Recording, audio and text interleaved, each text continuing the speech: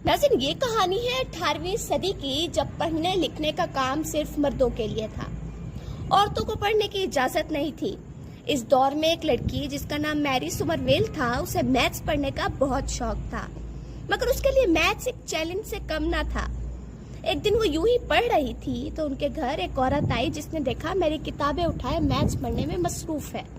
वो उसकी माँ के पास गई और कहा कि इसे घर के काम सिखाओ, ये पढ़ना लिखना मर्दों का काम है।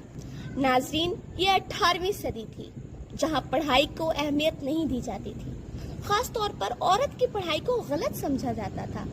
मैरी की माँ भी औरत की बातों में आ गई। इस दिन के बाद से मैरी का पढ़ना लिखना बंद कर दिया गया।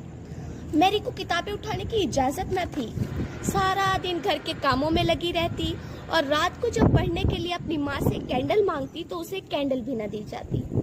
मैरी ने सोचा, ऐसे तो वो अपने शौक को